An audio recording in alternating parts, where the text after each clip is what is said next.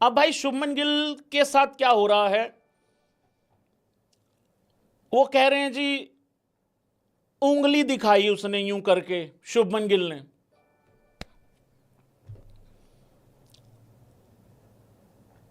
कह रहे इस करके हार गए।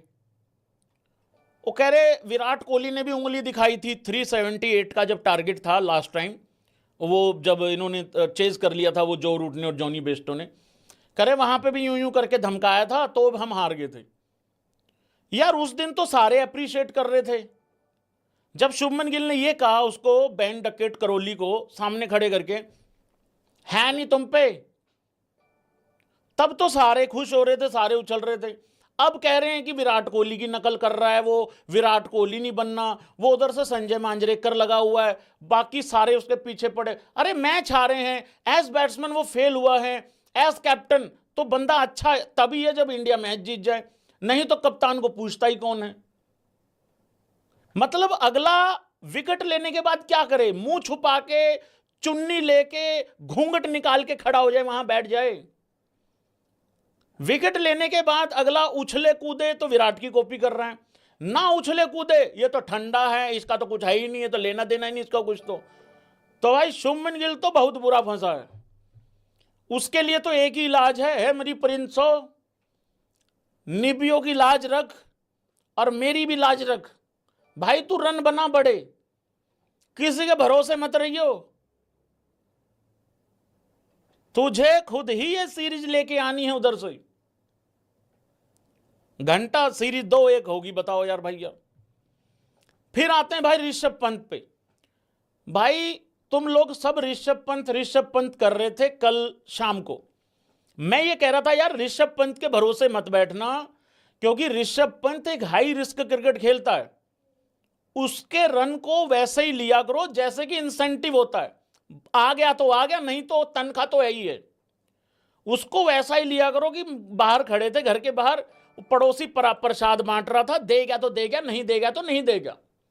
और वो पड़ोसी का भी क्या एटीट्यूड होता है, दरवाजे के बाहर मिल गया तो दे देगा, बेल बजा के वो भी नहीं देने वाला अंदर आके, वो भी कहेगा बाहर मिल गया तो मिल गया, नहीं मिल गया तो अपनी हस्तजी करा, वो वाली बात है। तो ऋषभ पंत का वही वाला काम है। और दूसरा यार इंजर्ड था, और जो लोग ऋषभ पंत को 9 रन पे आउट होने पे क्रिटिसाइज कर रहे हैं, और यार भाई तुमने कौन से कसीदे पढ़ दिए उसके 74 रनों पे।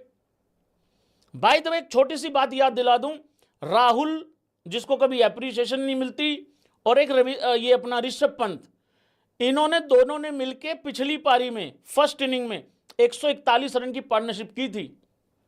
ये जो 80 रन लीड लेने की जो बात हो रही है ना, ये 80 रन की लीड इंग्लैंड ले जाती है अगर ये दो ना होते वहां पे, और रविंद्र जडेजा का 72 ना होता तो हम तो वहीं धरे गए थे, वहीं पिल जाते हम तो।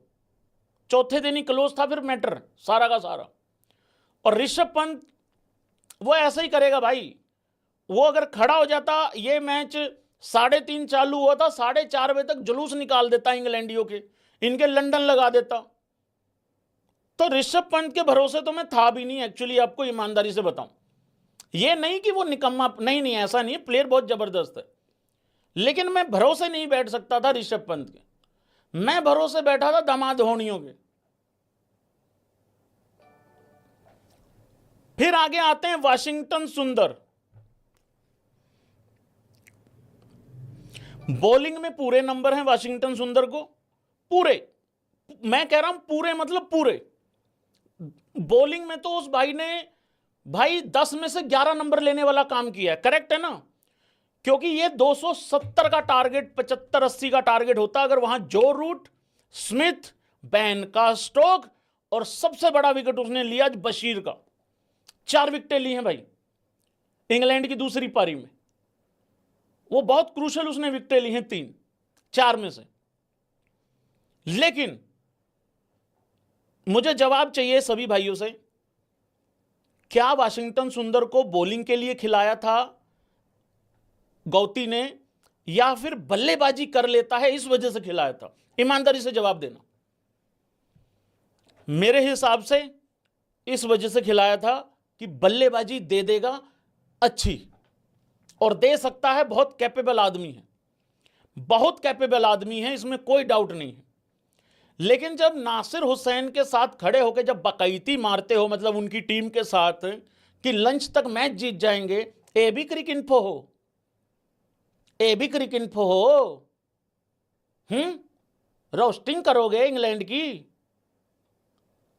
और जैसे ही बल्लेबाजी करने आया वो वहां से हैरी ब्रूक आ गया, और ये हैरी ब्रूक से बड़ा बकैत तो मैंने देखा नहीं भाई साहब जिंदगी में। मुझे तो लगता था मैं ही बहुत बड़ा बकैत हूं, मैं तो आज खुद डिप्रेशन में आ गया हूं, मेरे से तो बहुत बड़े वाला बकैत है रे ये हैरी ब्रूक।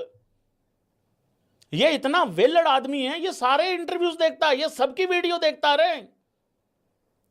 मैं सच्ची बता रहा हूं भाई साहब, ये तो शुक्र है इसको हिंदी नहीं आती, ये मेरे डायलॉग चिपका देता वहां पे। वो जैसे ही बल्लेबाजी करने आकर ये तो कह रहा था लंच तक जीतेंगे, जीत ले 0 करके गया है। और पहली पारी में वाशी 23 करके गया था, और वहां पे भी गड़बड़ हुई है।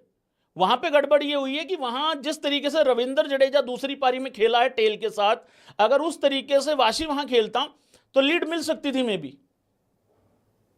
अब दिक्कत क्या है ना, अब ये बड़ा कंफ्यूज करने वाला मैटर हो गया है वाशी के साथ। देखो फिर वही बात आ जाती कुल मिला के, अगर आप मैच जीत जाते हो फिर तो वो सोच ठीक है 8 नंबर वाली, हार जाते हो तो फिर गौती को पकड़ोगे, करेक्ट है।